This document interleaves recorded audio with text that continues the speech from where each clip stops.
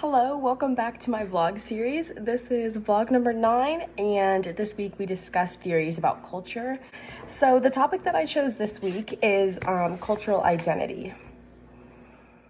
So the cultural identity theory explains the communication process that goes into individuals constructing and negotiating different cultural identities within themselves, as well as their relationships across different contexts.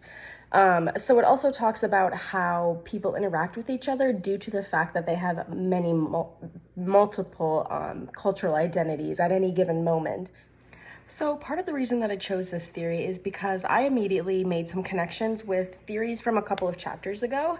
So this theory really reminded me of some theories about organizations, just in the sense that you're a member of so many different organizations, and those memberships interact with each other, and it changes your perspective because you're a member of different organizations. And I felt like that was the same for cultural identity, because you're made up of so many different cultural identities that are constantly present within you. It definitely changes your perspective on things. So I immediately made that connection that I wanted to share in my vlog, because maybe that was something that people hadn't thought of before.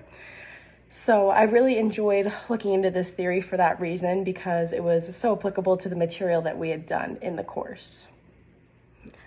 I do really like this theory, partly because it's something that every single person can relate to.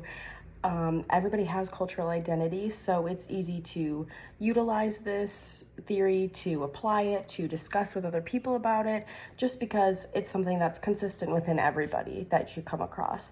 However, because it's something that covers such a broad spectrum, it is definitely a little bit general and broad, but it would be very difficult to cover all of the nuances that go into making up someone's cultural identity, how they see themselves, and how other people see their cultural identity. So I say that's the biggest downfall to this theory, is just how broad the scope is. So because I enjoy learning about culture so much, I had a bunch of different research ideas that kind of were running through my head as I was thinking about cultural identity. So one idea was kind of derived from an example in the textbook. It talked about if an African American student was part of a Black organization on campus, they probably wouldn't see race as the most important cultural identity, just because that's something that's shared amongst everybody. However, if it was a Black student, if he was the only Black student in a class, that would take more of a priority in terms of how important that cultural identity is, just because it's not a shared experience amongst everybody.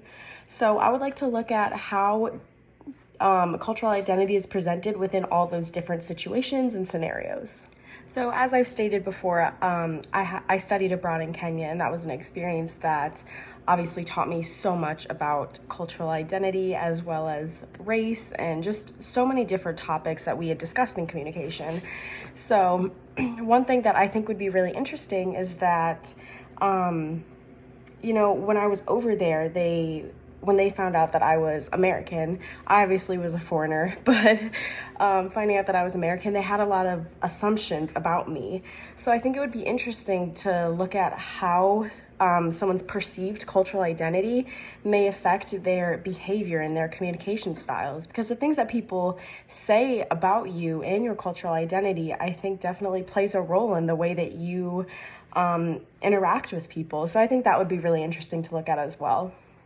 So our wrap up for this week, we had talked about cultural identity today, which basically looks at how cultural identity is negotiated and constructed within people, as well as how it affects relationships, and how there's so many factors that make up cultural identity, and that there's many cultural identities within a given person at any time.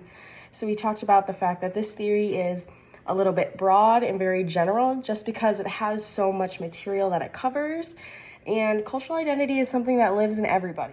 Thank you all for watching this vlog this week. It's very sad to announce, but our vlog series is coming to an end. So next week is the very last vlog, and it's basically just gonna be a big wrap up of everything that we've talked about throughout the semester. So we're gonna just touch on some big picture ideas. So that'll be super interesting, and I hope you come back. And I hope these vlogs have been a really good learning experience for you, because they have been for me. So thank you all for watching.